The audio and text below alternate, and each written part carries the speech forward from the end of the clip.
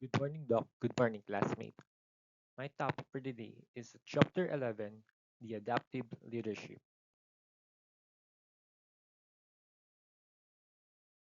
For the overview, we're going to discuss the definition of adaptive leadership, what are the four perspectives in adaptive leadership,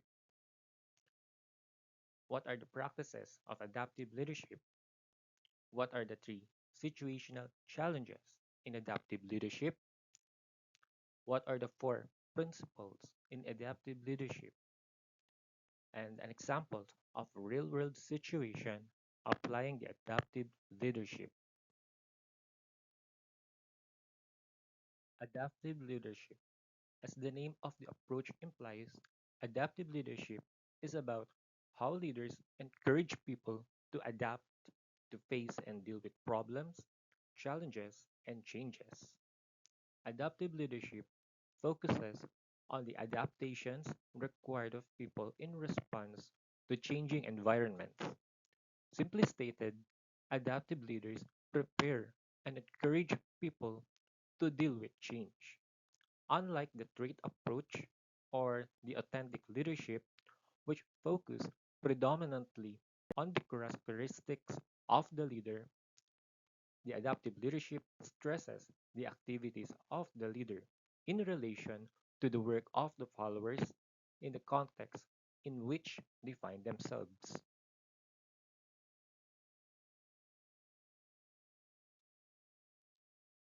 The development of the adaptive leadership framework emerged largely from the work of Heifetz and his associates. From the beginning, they set out to create a different approach to leadership.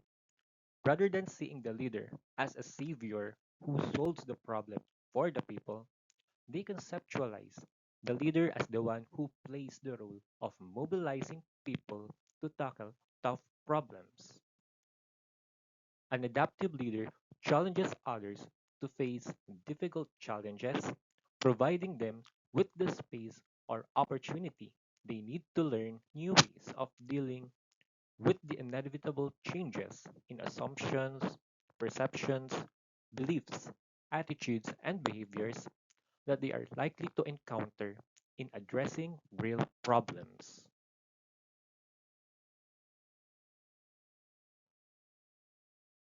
Although people often think of adaptive leadership as being leader centered, it is actually more follower centered. It focuses primarily on how leaders help others do the work they need to do in order to adapt to the challenges they face. Generally, adaptive leadership is concerned with how people change and adjust to new circumstances.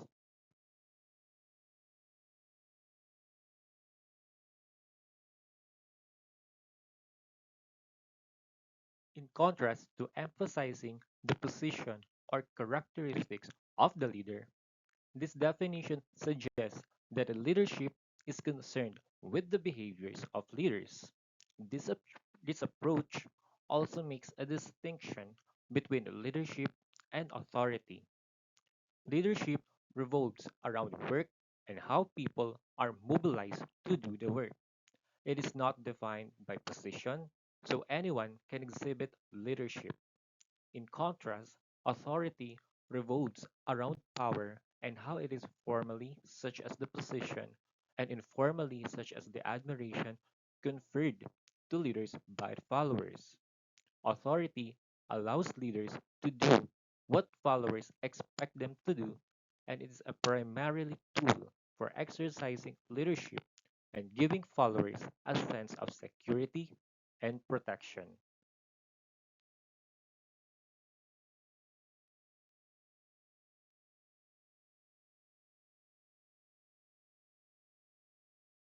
There are four perspectives in adaptive leadership. The goal of adaptive leadership is to encourage people to change and learn new ways of living so that they may do well and grow. In short, adaptive leadership is the behavior of the leaders and the actions they take to encourage others to address and resolve changes that are central in their lives. Conceptually, the process of adaptive leadership incorporates ideas from four different viewpoints: the systems, biological, service, and psychotherapy.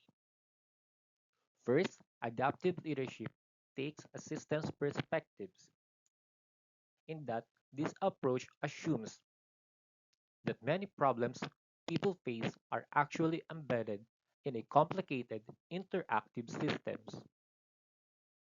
Problems are viewed as a complex with many facets, dynamic in that they can evolve and change, and connected to others in a web of relationships. Second, the biological. Biological perspective to adaptive leadership recognizes that people develop and evolve as a result of having to adapt to both their internal and external environments. The ability to adapt allows the people to thrive in new circumstances. Third is the service orientation. Similar to a physician, an adaptive leader uses his expertise or the authority to serve the people by diagnosing their problems and prescribing the possible solutions. The fourth is the psychotherapy to explain how people accomplish adaptive work. Adaptive leaders understand that people need a supportive environment and adapt more successfully when they face difficult problems directly. Learn to distinguish between fantasy and reality, resolve internal conflicts, and learn new attitudes and behaviors. Taken together, these four viewpoints or the perspectives help explain and characterize the nature of adaptive leadership. Adaptive leadership in practice. First, for an example, is the emergency and response team. Local municipalities and large cities must be able to respond to any number of extreme events, adjust, and change on a minute by minute basis. Next, in the field of educational and technologies.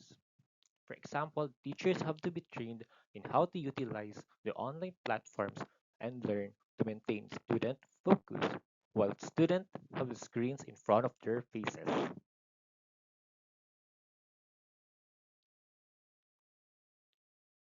Another example of adaptive leadership in practice is in the field of game and sports coaching.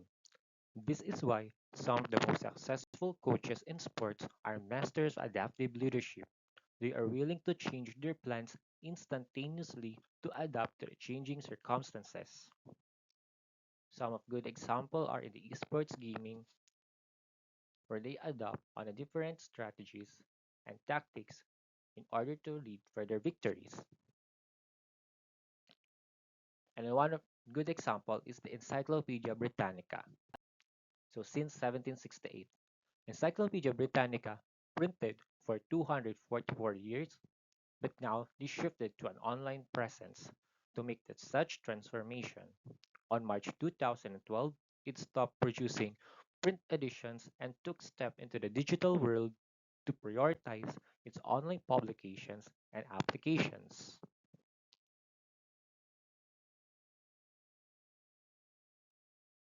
There are three situational challenges in adaptive leadership. Number one, the technical challenges. Number two, the technical and adaptive. And then number three, the adaptive challenges.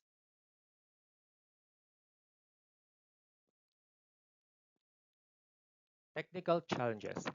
These challenges are problems in the workplace or the community that are clearly defined with known solutions that can be implemented through existing organizational rules and procedures. They are problems that can be solved by experts. For technical challenges, people look to the leader for a solution and they accept the leader's authority to resolve the problem. For example, if employees at a tax accounting firm are frustrated about a newly adopted software program, the manager at the firm could assess these issues and identify the weaknesses and problems with the software, contact the company that provided it, and have the programs modified in accordance with the accountant's needs in the tax firm.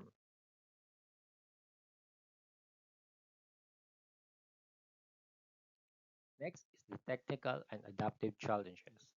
Some challenges have both a technical and an adaptive dimension. So in this case, the challenges are clearly defined but do not have distinct, straightforward solutions within the existing organizational system. The responsibility of tackling this type of challenge is shared between the leader and the people. The leader may act as a resource for others and provide support, but the people need to do the work.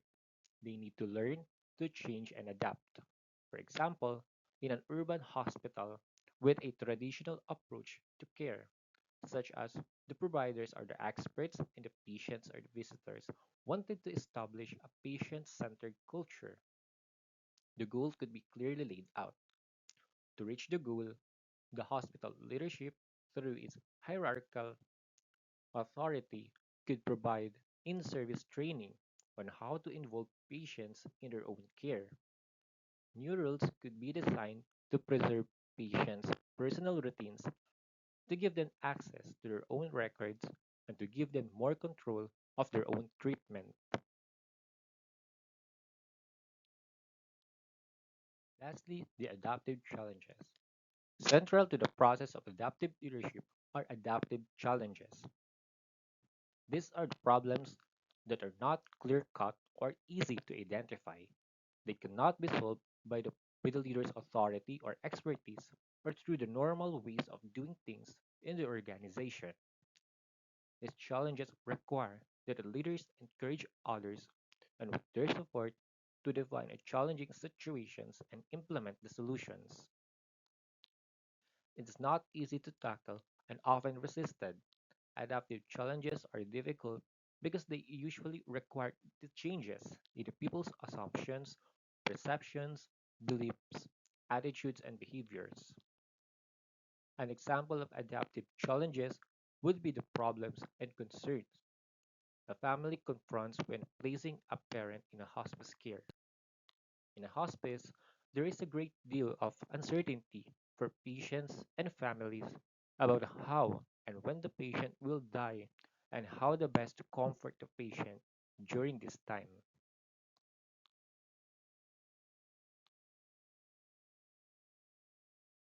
Adaptive leadership is designed to help teams and organizations make lasting change. It prioritizes creativity, innovation, collaboration, and mutual respect. It also rejects the antiquated, top-down hierarchical form of transactional leadership that views employees as a little more than lemmings subject to the will of one leader. This show up, do as I say, and get paid is a thing of the past.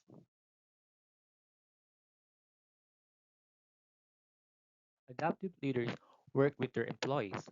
Everyone has a seat at the table. Through emotional intelligence and integrity, an adaptive leader is able to bring people inside the decision making process, making each person feel valued.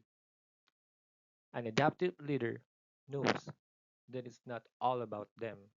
They're able to articulate the root of problems and inspire their team to find the solutions. There are four principles of adaptive leadership.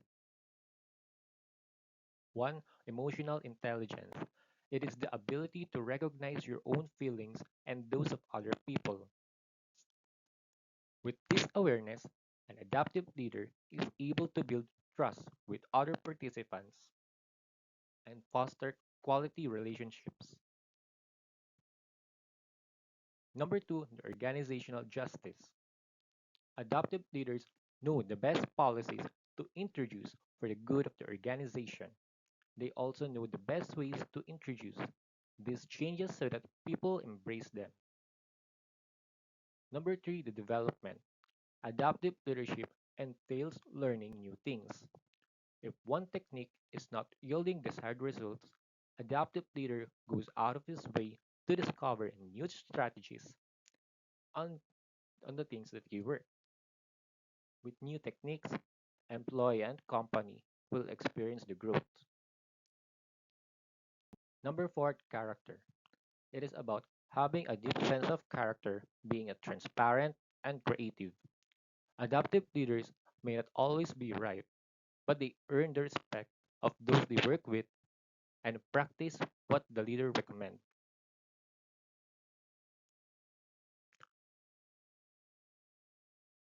That customer event. There's no singular leadership or management style that I've found through the course of my career that really fosters success. You have to be able to adapt to the environment, to the circumstances, to the needs of the business. All right, Patty, we'll see you then. Thanks so much. Bye-bye. So I'm Scott McCabe, and I am the president and the CEO of Toshiba Global Commerce Solutions. Select that. Toshiba is a company that is involved in technologies from electronic rice cookers to train engines and nuclear facilities. Toshiba Global Commerce Solutions is a world leader in providing retail solutions to allow the consumer the flexibility to engage in commerce and retail anywhere at any time and have a seamless engagement activity. As president and CEO of Toshiba Global Commerce Solutions, I have the opportunity to articulate the vision of the company. Is there a possibility for me to be able to find the product in that store? I truly believe, as Vince Lombardi once stated, leaders are not born, they're made. And they're made through hard work and experience. And so through the process of individual experience, education, on-the-job working, I've been able to develop the opportunity to see what works and what doesn't work in the different roles that I've played. Tell me a little bit about this touchless commerce concept that we've created. Probably the most important lesson in leadership is the ability to be flexible. Being flexible allows you to think outside of your comfort zones. It allows you to be more responsive to the needs around you instead of introspectively only looking at what's important to you. We've got the largest retail show coming up in end of January. My leadership and management style is adaptive. So at times it can be collaborative, at times it's necessary to be a bit directive, but through it all, I've really subscribed to the belief system that you have to be emotionally intellectual in your process of developing a leadership style. It looks like this NRF is going to be our best yet. You have to be acutely aware of and connected to the business, the people, the markets, and your business partners. So this personalizes the app to you. Of all the different companies that I've had the opportunity to be part of or to have run, what I've found is that at the root of the success of any company is the commitment by the individuals that are involved in the company, the people of the company. My experience has been that to be able to begin to foster innovation, you need to start from a place of passion. So it recognized the item on the screen itself. It recognized your cart. It recognized you. Okay. When I go to hire team members, I look for emotional engagement and intellectual capabilities. And so if my team members are emotionally engaged, they're committed 150% to the task at hand and to the environment that they're in. Got your receipt. And so this was all done with a minimum amount of interaction with a store employee. Probably the single best piece of advice that I've been given along the way to help propel me as a leader is to always be aware and always act with integrity. The most difficult lesson that I had to learn in my career was to be able to reach beyond what I thought was possible, to come out of my comfort zone and to take on tasks that I didn't think that I was capable of taking on. It's a great showcase for all of our new products. Success is fleeting, but in my mind. Place your item in the bagging area. Success is providing this opportunity for individual expansion and growth and challenge, and really contributing to an environment where people are happy to come to work, they love what they do, they feel that they're providing a socially responsible contribution, and it meets their intellectual, emotional needs. Please remember to take your receipt. Thank you. ASALT is Adaptive Soldier Leader Training and Education. So it's a methodology we use. It's behavior oriented. So the whole purpose behind ASALT is to get a higher level of learning and ability to do tasks without being told it. So one of the things we do to kind of provide that is ambiguity. The competitors, again, don't know what they're doing today. Station is net standby. Adaptive capability is what we need in our young men and women, because we've seen throughout the last 12 or 14 years of war that we don't need them just to be able to execute their tasks, but think critically and be able to respond to the enemy's actions. Roger, I got a 9-line medevac. It brings a higher level quality of soldier to the Army. And it gives them the ability to say they have the confidence to be able to do these things in the future. React to an enemy contact is the most critical thing that we have to do. Builds confidence in the soldier, in the team, in this organization we call the United States Army. Before you can leave the Land Rover. Everybody that's left here, all of them say the same thing, whether private up to nominative level sergeant major, all say the same thing, is I wish I had been doing this sooner. This is bringing me to a higher level, and it's bringing my soldiers to a higher level. And I think we need to continue to put adaptive training into all of our leadership training we have for our non-commissioned officers to get them to think critically and outside the box. One of the things I always like to say is we got to take off the blinders, look to our left and right, see that there's other ways to be able to accomplish tasks and get outside the traditional way of doing things. We have the unfortunate task of having to fight and win, and they're against very capable human beings throughout the world, and they're going to do the same thing. They're going to think critically and adapt and change. We have to continue to stay on the forefront of that change in order to be successful. There's not always an answer. There's not always a quick doctrinal solution to the problem. So you have to be able to think through the problem and figure out another solution. So ASALT kind of gets to that by building those competencies and attributes. Soldiers will realize these are things I need to do to be able to do one thing, fight and win our nation's wars.